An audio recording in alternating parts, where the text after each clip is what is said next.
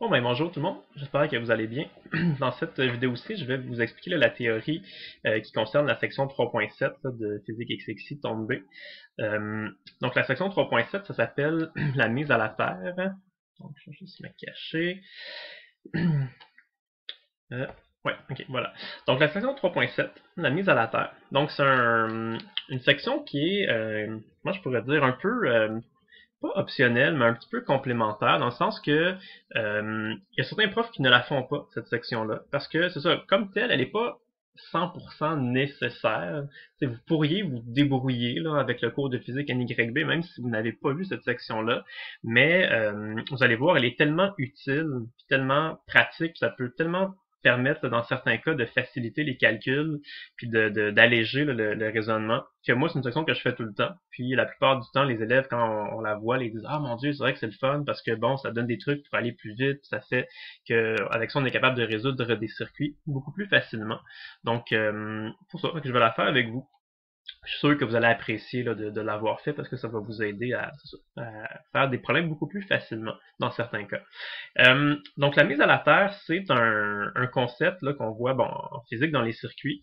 Dans la vraie vie, ça existe pour vrai. D'ailleurs, le mot le mise à la terre, pourquoi ça s'appelle comme ça? Parce que dans la vraie vie, il y a des appareils électriques qui sont vraiment ce qu'on appelle mise à la terre. En fait, toutes vos maisons sont toujours mises à la terre. Donc, qu'est-ce que ça veut dire mise à la terre? Ben carrément, là, c'est un fil conducteur dans votre maison qui va être relié à la terre, là, au sol. Donc, ça va être connecté, si vous voulez, dans la planète Terre.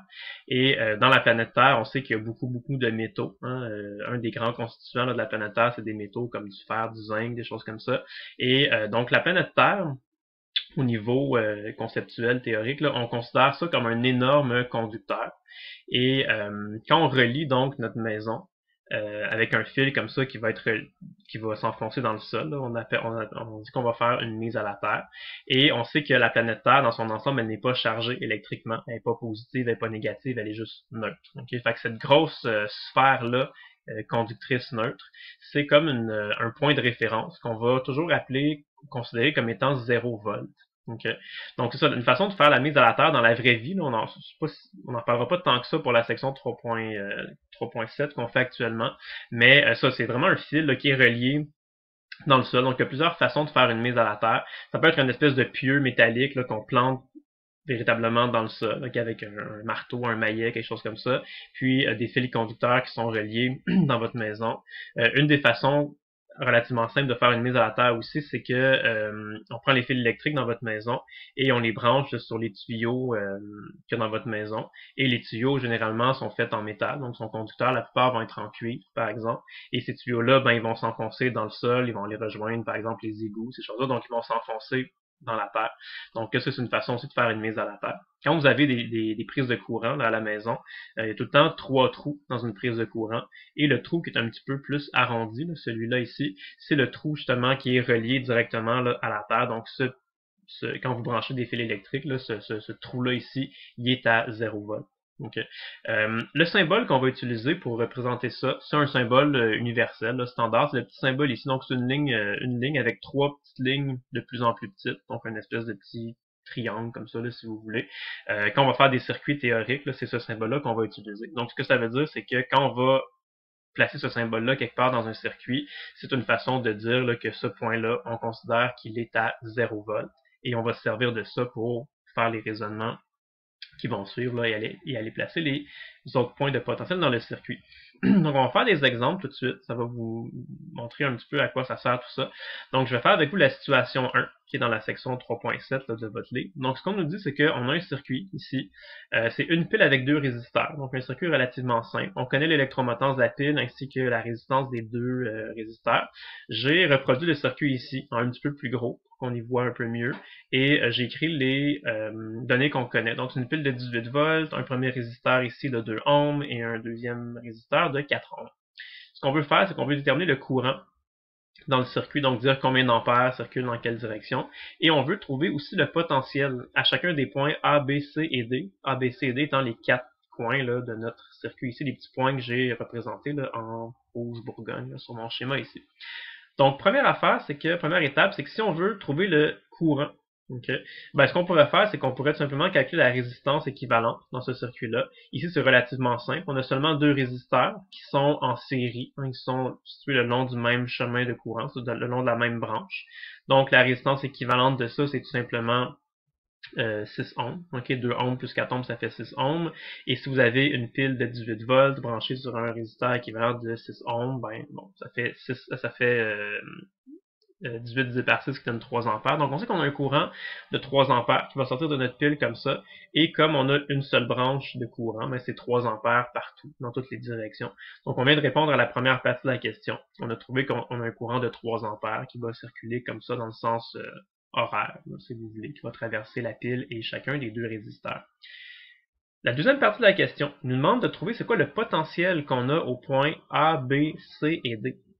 Si on nous demande seulement ça comme question, sans nous donner d'autres détails, ben on peut pas vraiment répondre à la question parce que si on veut trouver c'est quoi le potentiel à chacun de ces 4 points-là, ça nous prend une référence, ça nous prend un endroit qu'on va appeler 0 volt. Et une fois qu'on aura déterminé que cet endroit-là, on l'appelle 0 volt, là ensuite on va être capable d'aller calculer le potentiel à chacun des autres points de notre circuit. Donc il manquait comme une certaine partie à la question.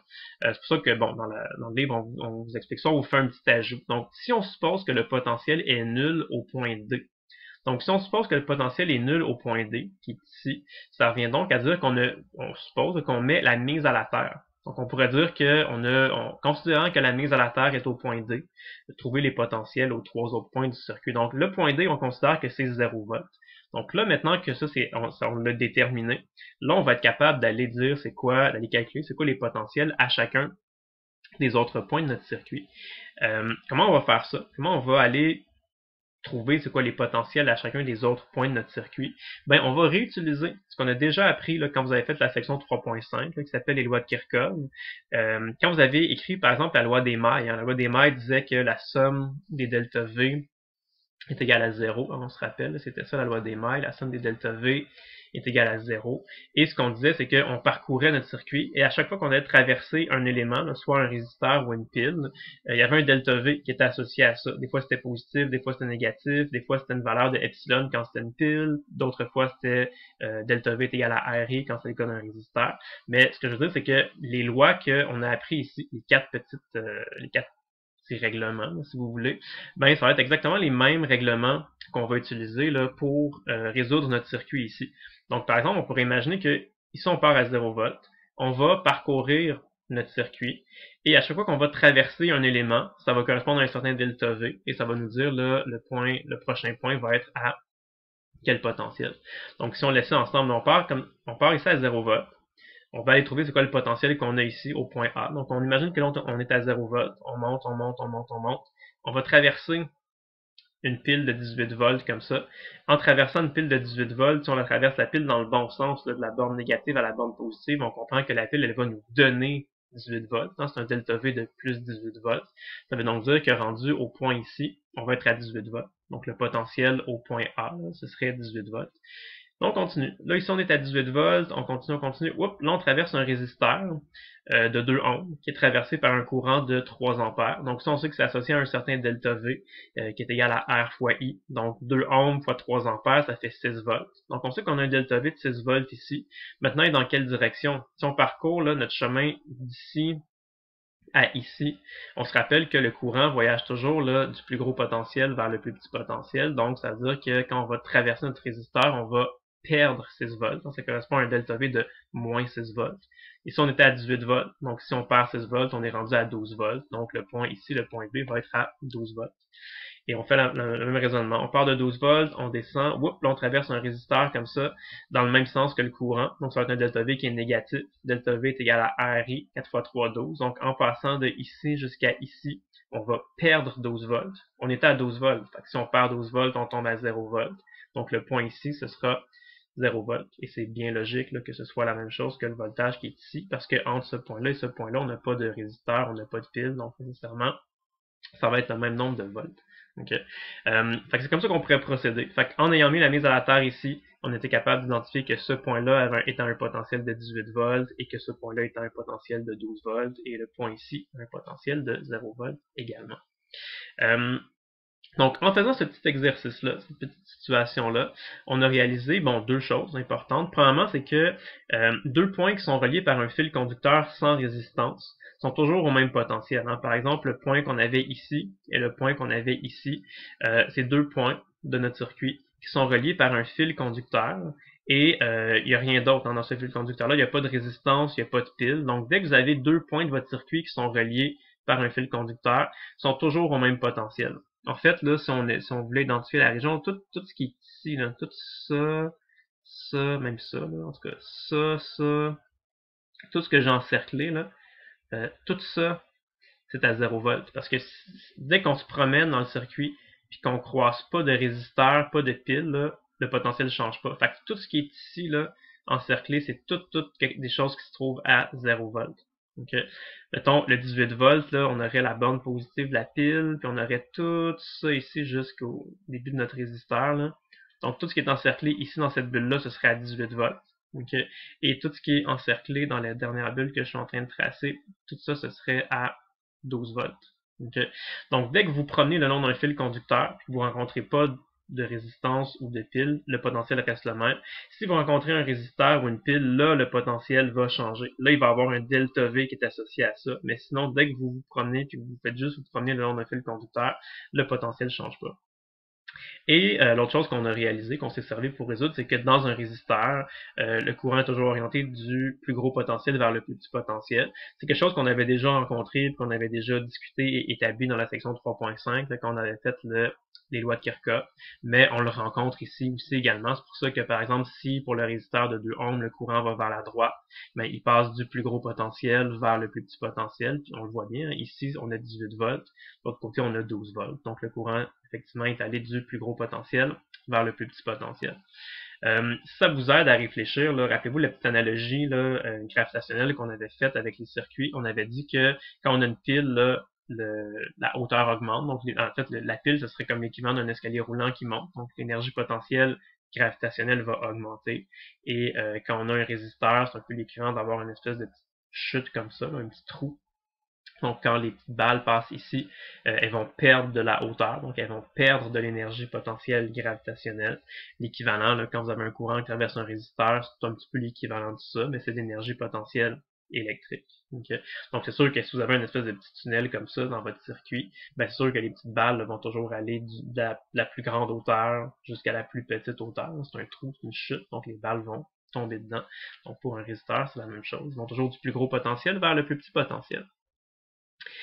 Quand on parle de courant, évidemment, on parle du courant conventionnel. On avait parlé de la différence entre le courant, le vrai sens des électrons. Nous, quand on fait les courants, quand on fait des raisonnements comme ça, puis qu'on dit que le courant va du plus gros potentiel au plus petit potentiel, on parle toujours du courant conventionnel.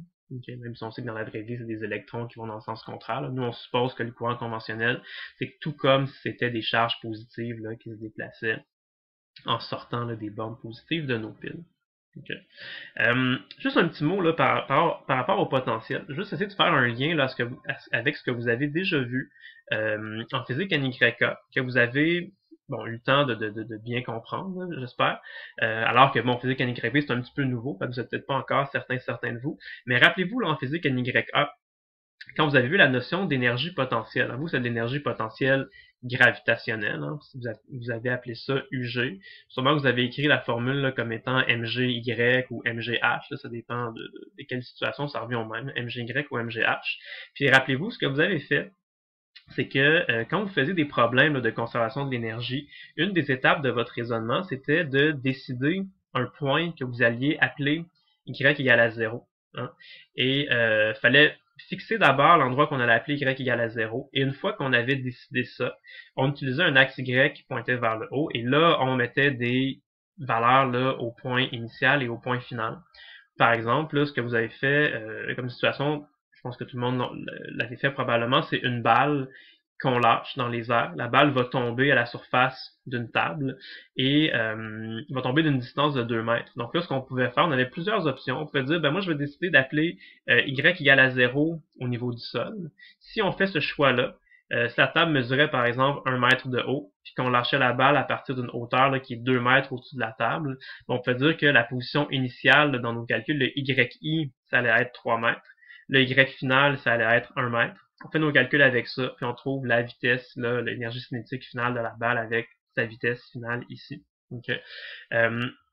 Mais par contre, on aurait pu faire un autre choix. Au lieu de décider que ce point-là était y égale à 0, quelqu'un aurait pu décider de poser y égale à 0 qui correspond au niveau de la table. Donc c'est sûr que si on fait ça, notre y final va être 0, il ne sera pas 1 mètre, comme tout à l'heure. Et à ce moment-là, notre y initial va être y égale 2 mètres. Ce ne sera pas y égale à 3 mètres tout à l'heure.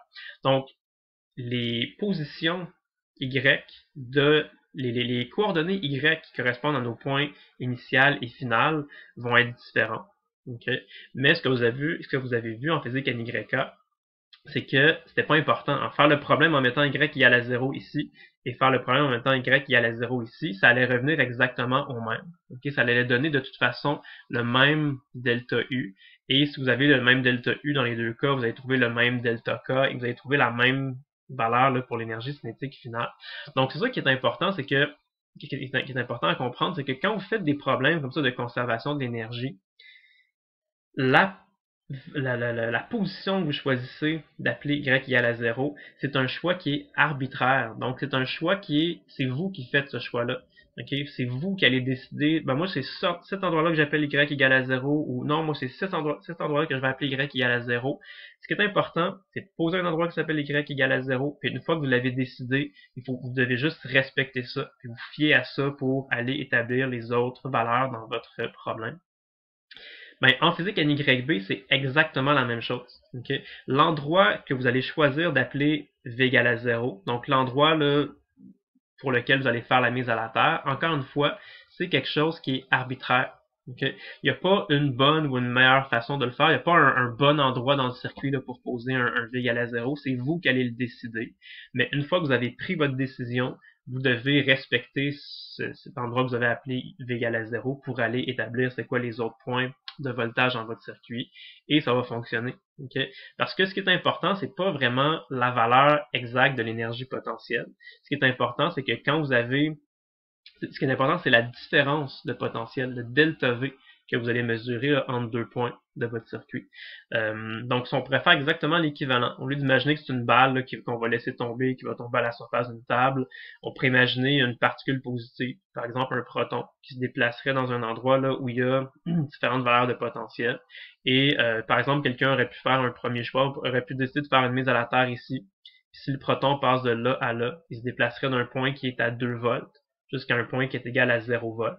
Alors que si quelqu'un aurait fait un choix différent, si quelqu'un avait décidé par exemple d'appeler ça ici 0 volts, ben là on aurait eu que notre proton serait parti d'un point initial qui est à moins 1 volt, serait arrivé à un point final de moins 3 volts, mais ça revient exactement au même, hein, parce que passer de 2 volts à 0 volts, ou de passer de moins 1 volt à moins 3 volts, dans les deux cas, ça fait un delta V de moins 2 volts. Et c'est ça qui est important. C'est juste la valeur du delta V qui est importante. Donc, ça, je reviens encore là-dessus, là, c'est juste l'endroit que vous appelez V égale à 0. C'est un choix qui est arbitraire. Donc, c'est vous qui allez le décider. Mais, une fois que c'est décidé, vous devez le respecter. Puis, si vous faites ça, ça va fonctionner. Okay. Juste pour vous montrer que ça revient exactement au même. L'exemple qu'on vient de faire, là, la situation avec la mise à la terre, dans le livre, là, ça disait mettez la mise à la terre ici, sur le point D, et servez-vous de ça pour aller obtenir là, les autres points de potentiel dans votre circuit. Okay.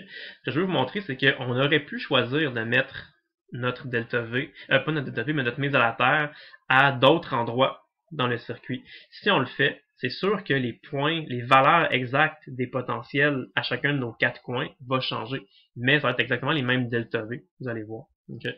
Donc si on faisait un choix différent, si on décidait par exemple, là, je sais pas, de mettre notre mise à la terre ici, okay, donc si on décide que c'est ce point-là qui s'appelle 0 volt et non ce point-là, puis qu'on essaie de venir placer les points de potentiel là, à différents autres endroits de notre circuit, qu'est-ce qu'on va faire?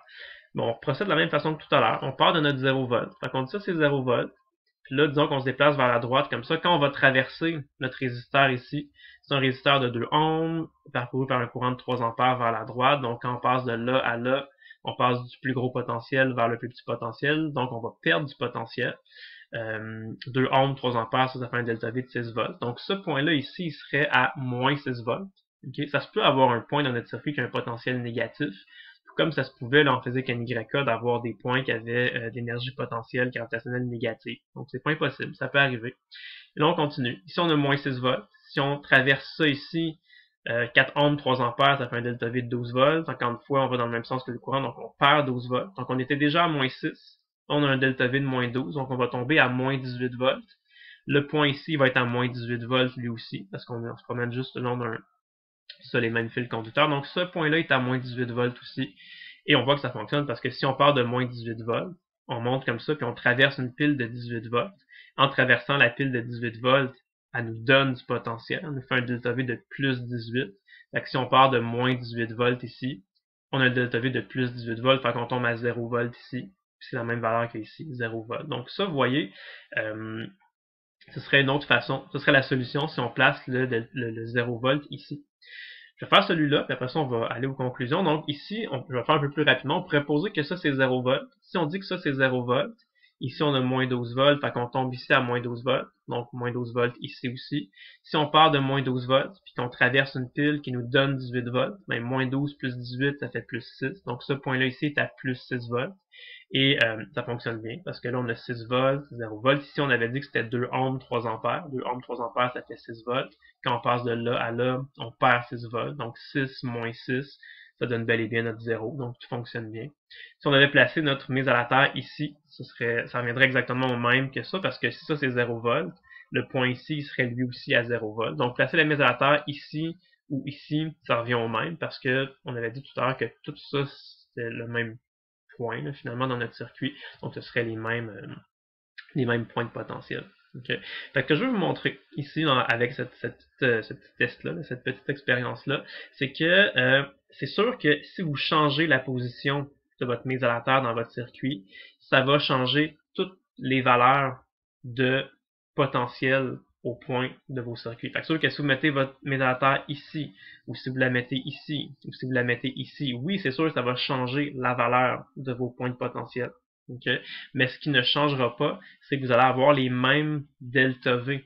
Ça ne changera pas. Si vous regardez, par exemple, je sais pas, le résisteur qui est ici, là, ben, soit vous dites que vous passez de 12 volts à 0 volts, ou que vous passez de moins 6 volts à moins 18 volts, ou que vous passez de 0 volts à moins 12 volts. Fait que ça va toujours rester là, un delta V de moins 12 volts dans ce cas-ci. Okay? Peu importe, ça va être quoi vos chiffres. Ici, les chiffres peuvent changer, mais ça va toujours être un delta V de moins 12 volts là, qui est associé à ce résisteur-là quand vous le traversez d'ici à ici. Okay? Et dans les équations qu'on utilise pour trouver, par exemple, les courants, c'est pas des volts qu'on met dans nos équations, ce sont des delta V. Quand on fait, par exemple, la loi d'Ohm, on dit que delta V est égal à R fois I. Donc, ça, peu importe où vous allez placer votre mise à la terre, vous allez avoir le même delta V pour un résisteur. Fait que si vous avez un delta V qui ne change pas, puis une résistance qui ne change pas, vous allez trouver le même courant. Fait que c'est ça, vous allez trouver toujours les mêmes réponses, les mêmes valeurs de courant, peu importe l'endroit où vous placez votre mise à la terre. Fait que c'est pas si important que ça, l'endroit où vous la placez, votre mise à la terre, mais ce qui est important, c'est de toujours respecter votre mise à la terre. Fait que si vous avez décidé de la placer ici, ben là, fiez-vous à ça pour aller placer vos points de potentiel. Ok, c'est juste ça qui est important. Juste un petit conseil. Okay? Bon. Là, je viens de dire que peu importe où vous allez placer votre mise à la terre, ça va fonctionner. Vous allez vous en sortir. Okay? Il n'y a pas comme un meilleur endroit qu'un autre pour faire la mise à la terre, mais cependant, il y a un endroit qui est peut-être un petit peu plus stratégique, si vous voulez. Moi, ce que je vous conseille de faire, c'est que quand vous avez un circuit qui contient une seule pile, okay, vous savez que votre pile, elle va vous donner du potentiel quand vous allez la traverser. Donc moi, ce que je vous suggère de faire, c'est d'aller mettre votre mise à la terre toujours juste avant la pile, toujours juste là, proche de la borne négative de votre pile. De cette manière-là, ce qui va arriver, c'est que tous vos points de potentiel partout dans votre circuit vont toujours être plus grands que 0. Vont toujours être positifs. Parce que si vous avez une seule pile dans votre circuit, on sait que le point le plus bas du potentiel, c'est le point qui va se trouver à la borne négative de votre pile. Fait que si vous dites que ce point-là, c'est 0 volts, toutes vos autres valeurs de potentiel vont toujours être des chiffres positifs ou égal à 0, là, si vous êtes au même point. Okay. Si vous mettez votre mise à la terre ailleurs, c'est pas grave. Okay. C'est juste que ça va arriver à ce moment-là que dans votre circuit, vous allez avoir des valeurs de potentiel qui vont être négatives. Okay. C'est pas grave du tout. Okay? C'est juste que vous risquez peut-être un petit peu plus de faire des erreurs de calcul, parce que des fois, quand on calcule des delta V, il faut faire des soustractions, on peut des fois soustraire un chiffre négatif, il faut additionner, puis bon, il y a des gens qui se mélangent un petit peu. En tout cas, moi, c'est un conseil que je vous donne. Si vous mettez toujours votre mise à la terre vis-à-vis la borne négative de votre pile, vous allez avoir tout le temps des valeurs positives de potentiel, puis peut-être un petit peu moins de chances de se tromper, puis de faire des erreurs de calcul. Okay? Donc, je pense que je pense que j'ai réussi à prouver là, mon point ici. Ce que je veux vous montrer, okay, pour la méthode de la mise à la terre, c'est que c'est une méthode qui peut être utilisée pour résoudre des circuits. Donc, résoudre des circuits, ça veut dire trouver là, les valeurs de courant partout dans notre circuit. C'est une méthode qui peut parfois aller plus rapidement que la méthode de Kirchhoff. Okay? Si on regarde par exemple un circuit ici, le circuit qui est là, donc c'est celui de la situation 2, là, dans votre section 3.7. Vous avez une pile. Vous avez 4 résisteurs, R1, R2, R3, R4. On a toutes les informations. On connaît l'électromotance, on connaît les résistances. Okay? Ce qu'on veut faire avec ce circuit-là, c'est qu'on veut déterminer le courant dans chacun des résisteurs, grandeur et sens. Okay? On pourrait le faire par Kirchhoff, ce circuit-là. Okay? Si on regarde ça, on pourrait dire, ah, ça c'est un circuit qui contient deux nœuds, il y a un nœud ici, un nœud ici. On pourrait là, se donner des courants. On pourrait supposer un courant, là, on a 3 branches. Hein, fait qu'on aurait un courant là, I1, un courant I2 et un courant I3. Donc, ce qu'on pourrait faire, c'est qu'on pourrait écrire une équation de nœud, parce qu'on a 2 nœuds, et on pourrait écrire ensuite de ça 2 équations de mailles. On aurait une équation qui contient 3 équations, 3 inconnues. On pourrait écrire nos 3 équations. On pourrait résoudre le système d'équations par Kirchhoff, soit en faisant de la substitution algébrique, soit en faisant l'élimination avec les matrices, là, comme vous avez vu avec votre prof de maths. C'est ça, on pourrait faire ça. Ça fonctionnerait. Okay? En fait, là, la méthode générale de Kirchhoff, ça le dit, hein, c'est une méthode générale. Donc, ça marche pour n'importe quel circuit. Okay? Cependant, c'est pas toujours, vous n'êtes pas toujours obligé d'utiliser la méthode de Kirchhoff. Pour vrai, là, la méthode de Kirchhoff, c'est une méthode qui fonctionne tout le temps. Ça va toujours marcher. Okay? Mais c'est un petit peu long à faire la méthode de Kirchhoff comparativement à la méthode que je vais vous montrer ici, qui est utiliser la mise à la terre et la résistance équivalente. Okay? Fait que généralement, ce qu'on fait, c'est que quand vous avez un circuit, là, essayez pas tout de suite de le faire par Kirchhoff. Essayez de regarder un peu, réfléchissez, puis essayez donc de voir là, si c'est possible de le faire juste par la mise à la terre, par la résistance équivalente. Si c'est possible, vous allez voir que ça va aller beaucoup plus rapidement. Vous n'aurez pas de gros calculs à faire, vous n'aurez pas de gros systèmes là, de 3 équations, 3 inconnues, ou 4 équations, 4 inconnues à résoudre. Ça va être beaucoup plus simple, beaucoup plus rapide. Okay? Ça se peut que ça fonctionne pas. Ça se peut que vous essayez de faire votre mise à la terre, votre résistance équivalente, puis là, à un moment donné, ça marche pas, puis là, vous dites, bon, gars, là, j'ai essayé, ça marche pas, on dirait que je connais pas assez d'informations, je m'en sors pas, j'ai pas le choix, bang, j'utilise la méthode de Kirchhoff. La méthode de Kirchhoff, c'est comme c'est comme votre plan B, là. Des fois, on appelle ça la brute force. On dit, gars, là, j'ai tout essayé, ça marche pas. Fait que let's go, là, je sors l'artillerie là, la méthode de Kirchhoff. Ça va être beaucoup de calculs, ça va être beaucoup d'équations à résoudre, mais je sais que ça va marcher. Parce que la méthode de Kirchhoff, c'est général, ça marche tout le temps. Okay? Mais parfois, avant d'en arriver là, avant d'arriver à ce plan B là, vous pouvez essayer d'autres choses qui vont se faire probablement plus rapidement. Je vais le faire avec vous, okay, ce circuit-là. Ça, c'est un bon exemple d'un circuit qu'on peut résoudre assez simplement, assez rapidement et assez facilement sans utiliser la méthode des lois de Kirchhoff. Juste avec la mise à la terre, la résistance équivalente, vous allez voir, on va s'en sortir. Okay. Donc j'ai recopié le circuit, c'est le même. J'ai juste entré les valeurs qu'on connaît. Donc on connaît l'électromotance et la résistance de chacune. C'est une pile avec des résisteurs. Quand on a un circuit qui contient seulement une pile, on peut calculer ce qu'on appelle la résistance équivalente, ce qu'on a vu à la section précédente, la section 3.6. Okay? Une fois qu'on a la résistance équivalente, on est capable de venir calculer le courant qui va sortir de notre pile. Donc, si on regarde ce circuit-là, on y va étape par étape, on peut voir premièrement que le résisteur de 2 ohms et de 4 ohms sont en série. Okay? Donc, deux résisteurs en série, la résistance équivalente, on les additionne. Donc, ce résisteur-là de 2 ohms et celui-là de 4 ohms, on pourrait dans notre tête le remplacer par un seul résisteur de 6 ohms, 2 plus 4. Donc, notre circuit pourrait ressembler à ça. Et on continue aux simplifications. Ici, là, on a 12 ohms et 6 ohms qui sont en parallèle. Donc, on pourrait utiliser l'équation ici. 1 sur 12 plus 1 sur 6, tout ça exposant moins 1. Si on le calcule, ça donne 4 ohms. Okay? Et ensuite de ça, ce qu'on remarque, c'est que ce résisteur-là de 4 ohms et ce résisteur-là de 8 ohms sont en série. et on peut utiliser l'équation ici. Donc ça, on pourrait remplacer ça par un seul résisteur de 12 ohms. Donc notre circuit, une fois qu'il est simplifié au maximum, ça pourrait ressembler à ça. Okay? Et rappelez-vous, quand on fait la résistance équivalente, là, ça sert entre autres là, à trouver le courant qui sort de la pile. Parce que si on prend la loi d'Ohm qui dit que delta V est égal à R fois I, nous, ce qu'on peut faire, c'est qu'on peut appliquer ça pour une pile. On peut dire que l'électromotance de notre pile va être égale à la résistance équivalente de notre circuit multiplié par le courant qu'on appelle généralement I-pile. Okay? I-pile, c'est le courant qui va sortir de notre pile, c'est le courant que la pile va produire. Okay? Donc là, nous, on sait qu'on a une électromotance de 36 volts. On a trouvé notre résistance équivalente qui est 12 ohms. Fait que si on a 36 volts et 12 ohms, on peut faire la division et on trouve que notre I-pile est égal à 3 ampères. Donc on sait qu'on a un courant de 3 ampères qui va sortir de notre pile. Okay? Donc c'est à ça que ça nous a servi de faire la résistance équivalente. Ça nous a servi à trouver la valeur de I-pile. Une fois qu'on connaît ça, une fois qu'on le sait, qu'on a calculé, on sait qu'il y a 3 ampères qui vont sortir de notre pile. Là, on peut revenir à notre circuit d'origine. Notre vrai circuit à la base, c'était ça. Okay? Mais le 3 ampères ici, ça ne changera pas. Okay? Le 3 ampères, on l'a calculé en faisant la technique de la résistance équivalente. On a déterminé qu'on avait un courant de 3 ampères qui sortait de notre pile. Ça ne change pas. Ça, c'est établi, ça reste vrai. Okay?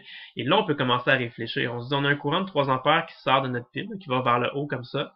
Ensuite de ça, qu'est-ce qu'on fait? Ben, on sait que tout ça ici, c'est une seule et même branche. Donc, si on a 3 ampères qui va vers le haut ici, c'est sûr qu'on a 3 ampères qui va vers la droite comme ça, et 3 ampères qui va vers la gauche comme ça. Okay? Donc là, on a un circuit. On commence tranquillement à connaître certaines informations. On sait qu'il y a du courant ici, ici et ici de 3 ampères. Ici, on a un courant qu'on ne connaît pas. Puis ici, on a un autre courant qu'on ne connaît pas. Okay? Là, rendu ici, on est un petit peu bloqué. On dit qu'est-ce qu'on peut faire pour se débloquer puis être capable d'aller trouver. Notre but, je vous rappelle, c'est de trouver les courants qu'il y a dans les autres parties, dans les autres branches là, du circuit ici. Donc, ce qu'on peut faire, c'est là qu'on fait intervenir notre mise à la terre. Okay? On dit, on va placer une mise à la terre quelque part dans notre circuit et on va supposer que ce point-là vaut 0 volts. Et ensuite de ça, on va essayer d'aller calculer, si possible, les potentiels aux autres points de notre circuit. Et en faisant ça, vous allez voir que tranquillement, là, petit peu par petit peu, étape par étape, notre circuit va se clarifier de plus en plus. On va connaître de plus en plus d'informations. On va être capable de calculer de plus en plus d'informations et d'éléments. Et vous allez voir qu'on va finir par connaître notre circuit au complet. On va connaître la valeur des courants partout. Okay? Donc moi, le conseil que je vous ai donné tout à l'heure, c'est que bon, si vous avez un circuit qui contient une seule pile, le plus simple, c'est de placer votre mise à la terre près de la borne négative de votre pile. Parce que ça va faire en sorte que vous allez avoir juste des valeurs de potentiel qui vont être positives. Fait que disons qu'on fait ça. Okay? On décide de faire notre mise à la terre à ce point-là. Fait qu'on va supposer que ce point-là dans notre circuit, là, on l'appelle 0 volt. Et là, maintenant qu'on a fait ce choix-là, ben, on va respecter ce choix-là. Okay? Puis on va aller placer des points de potentiel à différents... On va essayer de calculer les potentiels à différents points dans notre circuit. Okay? Donc, qu'est-ce qu'on est capable de faire? Si on sait que ça, c'est 0 volts, puis que là, on traverse une pile de 36 volts dans le bon sens, on sait que cette pile-là va nous donner 36 volts, donc ça correspond à un delta V de plus 36 volts. Donc, on pourrait dire que le point ici, il est à un potentiel de 36 volts. Okay. Si le point ici est à 36 volts, c'est sûr que le point ici va être à 36 volts aussi, parce que de là à là, on n'a pas changé, là, on n'a pas traversé de résisteur ni de pile. Donc, on s'est juste promené le long d'un fil conducteur. Okay, fait que ça, c'est 36 volts. Ça, ici, on ne sait pas c'est quoi le potentiel. On ne peut pas vraiment le trouver parce qu'on ne connaît pas le courant. Ici, on ne connaît pas le courant, fait qu'on ne pourrait pas trouver le potentiel qui est là. Qu'est-ce qu'on peut faire comme prochaine étape? Okay. On regarde notre circuit, on regarde ce qu'on connaît, ce qu'on a identifié jusqu'à présent. Y a-t-il quelque chose qu'on peut faire, une information qu'on peut aller calculer? Ah, ben oui, parce que regardez ici. Ici, on a un résisteur de 8 ohms. On sait qu'il est traversé par un courant de 3 ampères vers la gauche. Donc, si on connaît la résistance et le courant, on est capable de venir calculer le delta V pour ce résisteur-là, parce qu'on sait que delta V est égal à R fois I. Donc, une résistance de 8 ohms avec un courant de 3 ampères, 3 fois 8, 24. Fait qu'on sait que ce résisteur-là, il y a un delta V de 24 volts. Okay? Dans quelle direction? En fait, nous, notre but, c'est de venir de trouver la valeur du potentiel ici. On sait que le courant voyage vers la gauche. comme on l'a écrit ici. Le courant, on se rappelle, là, il voyage toujours du plus gros potentiel vers le plus petit potentiel. Donc, ça veut dire que ce point-là de potentiel va être plus élevé que ce point-là. C'est ce qui a fait en sorte que le courant a coulé là, vers la gauche. On sait qu'il y a 24 volts entre nos deux points et qu'ici, on a 0 volts. Fait que ce point-là est à 0 volts, puis ce point-là, il est à 24 volts de plus que celui-là. Ben, ça veut dire que ce point-là est à 24 volts et que ce point-là est à 24 volts aussi. Okay. D'ailleurs, si ce point-là est à 24 volts, ça signifie aussi que ce point-là va être à 24 volts, hein, parce que c'est deux points qui sont reliés ensemble par un fil conducteur, il n'y a pas de pile, il n'y a pas de résisteur. Okay. Et là, en ayant fait ça, qu'est-ce que ça nous donne comme nouvelle possibilité, comme nouvelle information? Mais là, regardez, on se retrouve dans une situation où on a un résisteur ici, qui est 12 ohms. On ne connaît pas la valeur du courant qui va le traverser, mais en faisant notre travail, là, on est parvenu à connaître la valeur du potentiel ici et la valeur du potentiel ici. Donc, on a un résisteur pour lequel on connaît la valeur du potentiel à chacune de ces deux extrémités. Donc, si vous connaissez le potentiel de chacun des deux côtés d'un résisteur, vous êtes donc capable de calculer le delta V. Parce que si vous avez 36 volts ici et 24 volts ici, la différence de potentiel entre les deux, 36 moins 24, ça donne 12 volts. Fait qu'on sait qu'on a 12 volts entre ce point-là et ce point-là. Donc, ce résisteur-là est soumis là, à un delta V de 12 volts. Okay? Et là, si on sait que notre delta V, c'est 12 volts, sa résistance, c'est 12 ohms. Donc, on est capable de calculer le courant qui correspond à ça. 12 volts et 12 ohms, bon, ça fait un courant de 1 ampère. Fait qu'on sait que ce résisteur-là va être traversé par un courant de 1 ampère. Dans quel sens? Ben, on sait que le courant voyage toujours du plus gros potentiel vers le plus petit potentiel. Donc ici on a 36 volts, ici on a 12 volts. Donc c'est sûr que le courant va aller vers le bas. Et c'est un courant qu'on a calculé qui vaut 1 ampère. Donc on vient de trouver que ce résisteur-là va avoir un courant de 1 ampère vers le bas. Okay. On a presque terminé parce que nous, notre but, c'était de trouver le courant dans chacune des trois branches de notre circuit. Là, on sait qu'ici, on a 3 ampères comme ça, ici, on sait qu'on a 1 ampère comme ça. On cherche le courant qu'on va avoir dans cette branche-là. Comment on peut le trouver? Vous avez déjà tous les outils nécessaires pour le faire. Ce qu'on peut faire, c'est la loi des nœuds. Hein? On a vu dans la section 3.5 de Kirchhoff, là, quand on a un nœud, on sait que, je sais pas si je l'avais écrit, non, on sait que la loi des nœuds, c'est que la somme des courants égale à 0. Ou une autre façon de l'écrire, c'est que la somme des courants entrants égale à la somme des courants sortants.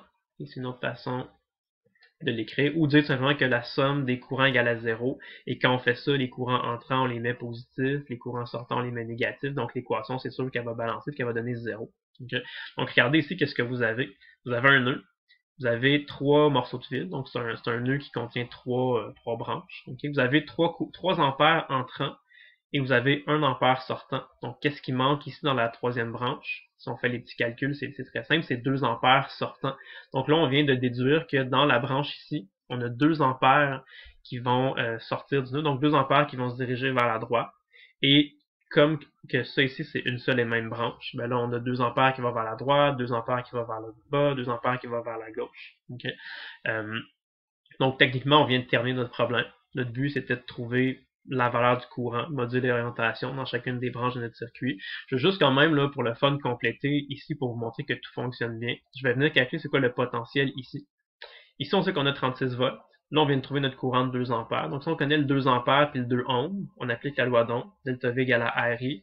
2 ohms, 2 ampères, ça fait un delta V de 4 volts. On sait que le courant voyage, là, on sait que le courant voyageait vers la droite, donc du plus gros potentiel vers le plus petit potentiel. Ça veut dire que le point ici est à 4 volts de plus que le point ici. Donc, si on part de 36 volts, puis qu'on a un delta V de moins 4 volts, on va tomber ici à 32 volts. Okay.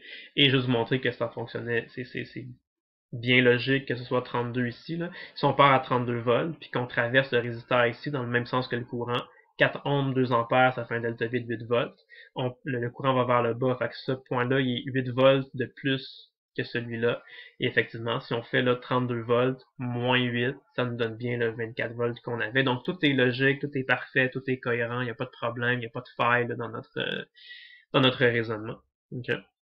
Donc, ce que je voulais vous montrer, c'est que, bon, c'est sûr que là, je l'ai fait tranquillement, je vous ai expliqué comme toutes les étapes, là, tous les petits raisonnements qu'on pouvait faire. Fait que peut-être que ça vous a semblé long là, de faire ça, parce que je l'ai expliqué bien correctement. Mais si vous le faites par vous-même, là, vous allez vous rendre compte que faire ça, là, faire tout ce qu'on vient de faire, premièrement, ça va se faire beaucoup plus rapidement que le temps que ça aurait pris pour faire la méthode générale de Kirchhoff. Hein. Parce que la méthode générale de Kirchhoff, je vous rappelle, là, il aurait fallu poser trois courants I1, I2, I3. Il aurait fallu poser une équation de nœud. Il aurait fallu poser deux équations de maille. Donc, il aurait fallu les écrire, probablement, ces équations-là. Et là, on aurait eu un système de trois équations, trois inconnues, qu'on aurait dû résoudre avec des substitutions algébriques ou par de algèbre ou peu importe la méthode. Là, mais ça aurait nécessité de résoudre un système de trois équations, trois inconnues. On aurait trouvé exactement les mêmes résultats. On aurait trouvé exactement cette réponse-là. On aurait trouvé qu'il y a un courant de 3 ampères comme ça, 1 ampère comme ça, 2 ampères comme ça. Donc, ça aurait fonctionné. Okay? Mais ça aurait été beaucoup plus long. Ici, à place, au lieu de faire un gros système de trois équations, trois inconnues, on a juste utilisé plusieurs fois successivement la loi d'Ohm. Delta V est égal à RI. On a utilisé une fois l'équation des nœuds. Okay? Mais on n'a jamais eu à résoudre un gros système de trois équations, trois inconnues. Donc, beaucoup moins de chances de faire des erreurs de calcul, beaucoup moins de chances de faire des erreurs de substitution, de se perdre là, dans notre algèbre, de pas trop savoir quoi remplacer, quoi substituer. Fait que, en tout cas, vous allez voir que c'est généralement beaucoup plus simple, mais surtout beaucoup plus rapide d'utiliser cette technique-là comme on vient de faire. Okay?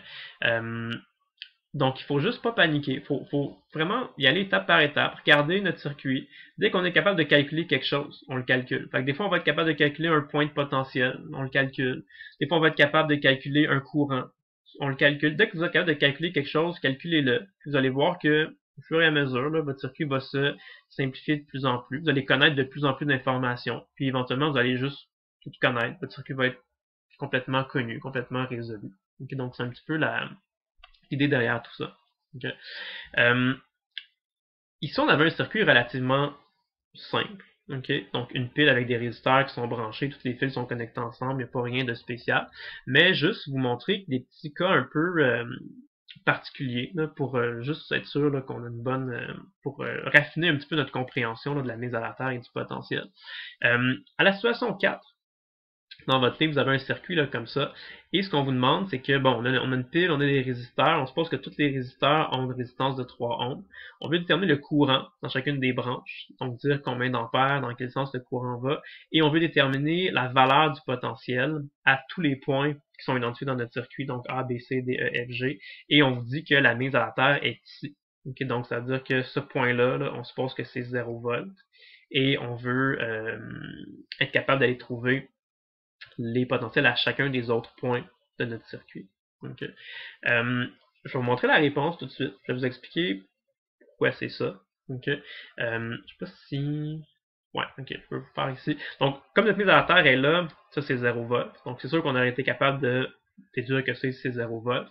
C'est une pile de 12 volts. Non? Donc, ici on va avoir 12 volts, ici on va avoir 12 volts. Ici, c'est un fil qui est pas traversé. Ben, il n'y a pas de. C'est juste un fil conducteur, il n'y a pas de pile, il n'y a pas de résisteur. Fait que c'est sûr que ça va être 12 volts. Okay. Ici, ce qui arrive, là, le résisteur R2 et le résisteur R4, on serait déjà pas mal capable de déduire qu'est-ce qui se passe aux bornes de ces résisteurs-là. C'est que ça, c'est des résisteurs, on appelle ça des résisteurs hors circuit. Okay. Ils sont pas connectés à rien, c'est juste comme des résisteurs qui sont branchés à une extrémité, mais l'autre extrémité est juste dans le vide, elle flotte, elle n'est pas branchée à rien. Okay. Le courant électrique, pour que ça fonctionne, il faut que ça circule. Hein. Il faut que le courant entre dans une extrémité du résisteur, ressorte par l'autre extrémité. Il faut que ça fasse un chemin complet, que ça revienne éventuellement dans la borne négative de la pile. Il faut que ça circule. Hein. Du courant électrique, ça marche comme ça. Du courant électrique, il faut que ça circule. Si c'est pas capable de circuler, ça marche pas, puis il n'y a pas de courant. Okay? Fait que juste en regardant le schéma comme ça, on est capable de déduire tout de suite que dans le résisteur R2, il n'y aura pas de courant. Puis dans le résisteur R4, il n'y aura pas de courant. Okay? Donc ça, les gens sont quand même capables, généralement, assez facilement de déduire que le courant va être égal à 0. 0 ampère, là, dans ce résisteur-là et dans ce résisteur-là. Ça, normalement, ça va. Okay? Là où les gens accrochent un petit peu, c'est que il y a des gens qui vont ensuite dire que s'il y a un courant 0 dans un résisteur, il y a des gens qui vont tout de suite dire ah ben là si le courant est 0, ça veut dire que le voltage est égal à 0 aussi. Puis là les gens, il y en a qui diraient, il y a beaucoup de gens qui vont dire par exemple que cet endroit-là c'est 0 volts, puis que le point D aussi est 0 volts. Okay. il faut faire attention. Quand vous avez un courant qui est égal à 0, qu'est-ce que ça veut dire pour un résisteur? Ben, rappelez-vous la loi d'Ohm. La loi d'Ohm, ça dit delta V est égal à R fois I. La résistance de votre résisteur, là, ça ne changera pas. Fait que votre résisteur soit branché juste d'un côté, qu'il soit branché comme il faut dans un circuit, ou même un résisteur qui serait complètement débranché. Vous avez un résisteur déposé sur votre table, là, et comme ça, il n'est pas branché à rien. Il y a quand même une certaine valeur de résistance. Fait que la résistance, ça change pas. C'est tout le temps pareil. Un résisteur, une résistance, ça change pas. Okay? Maintenant, si vous branchez votre résisteur d'une façon qui soit hors circuit, donc il n'y a pas de courant, s'il y a un courant qui est égal à 0, ce que ça signifie, ça veut pas dire que V est égal à 0. Ça veut dire dans l'équation que delta V est égal à 0. Okay? Delta V égale à 0, qu'est-ce que ça veut dire? Ça veut pas dire que vous allez avoir 0 volts de chaque côté. Ça veut dire que aux deux bornes de votre résisteur, vous allez avoir un delta V égal à 0. Donc, vous allez avoir une différence de potentiel qui est 0. Avoir une différence de potentiel 0 pour un résisteur, ça veut juste dire qu'il va avoir la même valeur de potentiel à chaque côté. Okay? Comme le résisteur R2, par exemple, s'il est à 6 volts ici et 6 volts ici, ben ça fait un delta V égal à 0. Il n'y a pas de différence de potentiel entre ces deux côtés, entre ces deux extrémités. Okay? C'est ça que ça veut dire. Fait que ça se peut, comme ici vous voyez, là, ici on a un résisteur de 3 ohms, résisteur de 3 ohms. Quand on fait le calcul, là, ça va correspondre à un courant de 2 ampères qui circule dans R1 et dans R3. Et bon, 3 ohms, 2 ampères, là, ça fait 6 volts. Donc, une fois qu'on a 12 volts, on perd 6 volts, on arrive à 6 volts, on repère un autre 6 volts, on tombe à 0 volts. Fait que le point ici, le point D est réellement à 6 volts. Okay?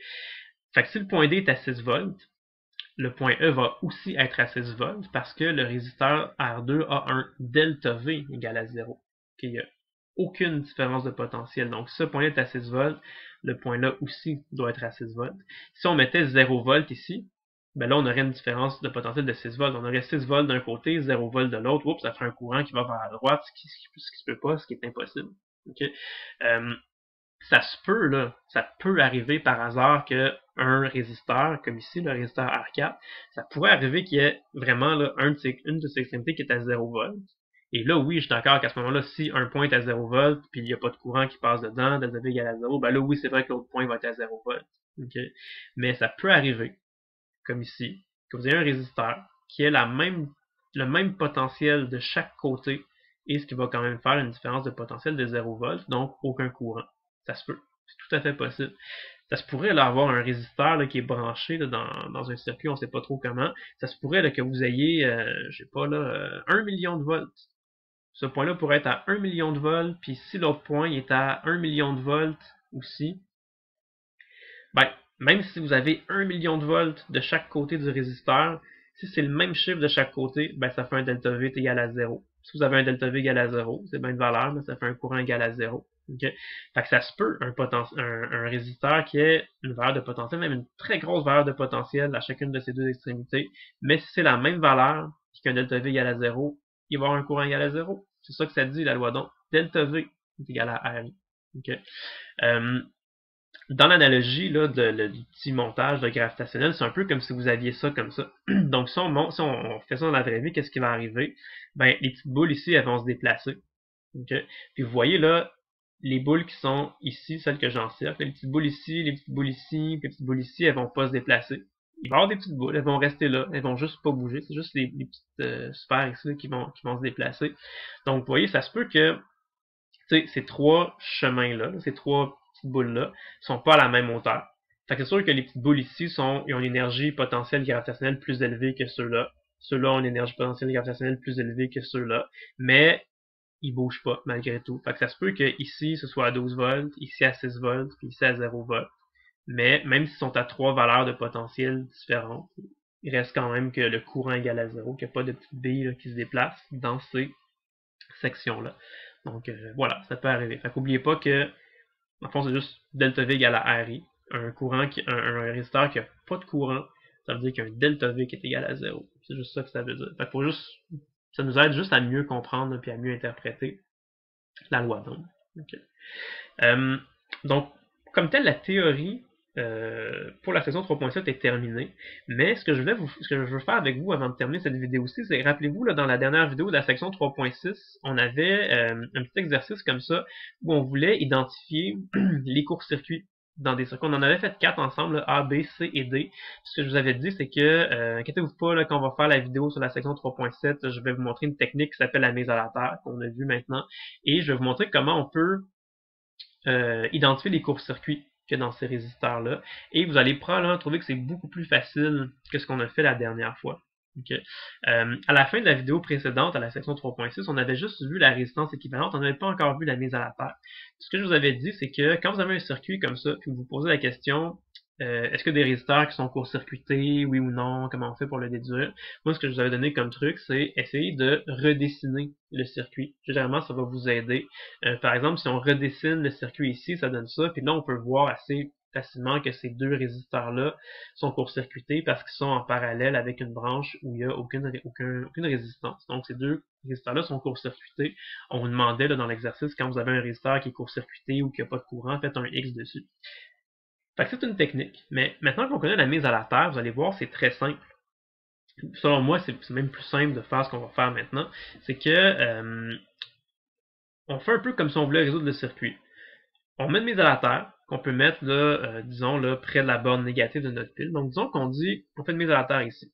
On suppose que ça c'est 0 volts. Puis là on essaie de venir placer on essaie d'écrire c'est quoi le potentiel à différents points de notre circuit. Donc si ça c'est 0 volts, ben ça va être 0 volts, ça va être 0 volts, et même ça va être 0 volts, 0 volts, 0 volts. Donc, dès qu'on a des fils électriques qui se touchent puis qu'il n'y a pas de résisteur, pas de pile, c'est tout au même potentiel. Okay.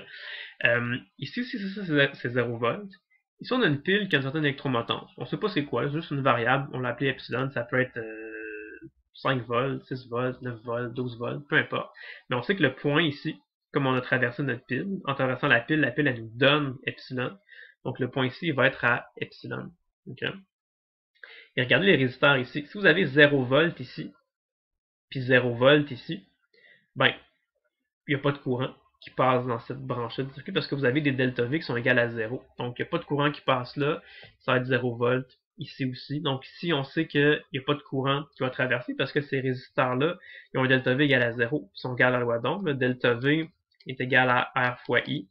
Fait que si vous avez un résisteur qui a un delta V égal à 0, ça veut dire qu'il y a un courant qui va être égal à 0. Donc si pas de courant, ça signifie donc que ces résisteurs-là sont soit hors circuit ou qui sont court-circuités, mais c'est sûr qu'il n'y a pas de courant. On peut faire un X dessus.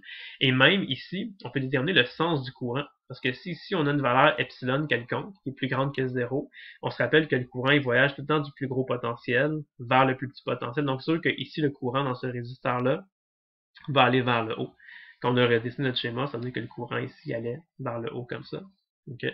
Donc, sans même avoir besoin de redessiner le circuit, juste en faisant ça, en se mettant une mise à la terre et en plaçant des points de potentiel, ça nous permet d'identifier relativement simplement les résisteurs qui n'auront pas de courant à l'intérieur. Faisons le numéro B. Okay. Ce que je vous avais dit la dernière fois, c'est qu'on pouvait redessiner le courant, puis là, on redessiné le circuit. Là, on voyait qu'il n'y avait pas de court-circuit. Okay, du courant passait dans chacun des deux résisteurs. C'est juste deux résisteurs qui étaient en parallèle. Mais si on applique ma petite technique, mon petit truc, on prend le circuit qui est là, on le redessine pas, on le laisse comme ça, on se fait une mise à la terre ici, on essaie de placer les points de potentiel. Donc ça c'est 0 volts, ça c'est 0 volts, ça c'est 0 volts. Okay. Si on a 0 volts ici, on a epsilon là, donc ce point-là va être à epsilon. Epsilon, epsilon, epsilon. Puis là, regardez les résisteurs. Ce résisteur-là, d'un côté, il y a epsilon, de l'autre côté, il y a 0. Donc lui, il y a une certaine différence de potentiel. Il y a un courant qui va le traverser, mais on peut même dire que c'est un courant qui va aller vers la droite, du plus gros potentiel vers le plus petit potentiel. Le résisteur ici, même chose. Il y a epsilon d'un côté, 0 de l'autre. Donc il y a un delta V qui n'est pas égal à 0. Le courant, c'est même qui va aller de droite à gauche. Okay? Donc, il n'y a pas de court-circuit là-dedans, le courant passe partout. Fait qu'on n'a pas besoin de mettre des X nulle part. Okay? C'est vraiment l'équivalent de ça ici. Celui-là ici, qui est un petit peu plus compliqué, lui, nous avait peut-être posé un petit peu plus de difficulté la dernière fois qu'on avait essayé de le redessiner. Il fallait penser un petit peu, il fallait se casser un petit peu la tête. Ça donnait quelque chose comme ça. Et là, on avait déduit que, bon, ces deux-là étaient en parallèle et celui-là était court-circuité. Donc, il n'y avait pas de courant qui traversait dans ce résisteur-là, qui était lui ici. Okay? Regardez comment ça va être excessivement simple avec la technique de la mise à la terre. On prend notre circuit, on le redessine pas, on le laisse tel quel. On se met une mise à la terre ici, on essaie d'identifier les points de potentiel. Donc 0 volts là, 0 volt ici, 0 volt ici, 0 volt ici, 0 volt ici, 0 volt ici. Ce point-là, il va être à epsilon. On part de 0, on traverse une pile. Donc, ce point-là va être à epsilon. Ce point-là va être à epsilon. Là, on regarde chaque résisteur. Ce résisteur-là, epsilon est 0. Donc, lui, il est parcouru par un courant qui va vers la droite. Lui, même chose. Epsilon d'un côté, 0 de l'autre. Parcouru par un courant qui va vers la droite. Ce résisteur-là, ici, qu'est-ce qu'il y a? 0 volt d'un côté, 0 volt de l'autre côté. Donc, comme il y a le même potentiel de chaque côté, il y a donc un delta V qui est égal à 0. Delta V égale à RI.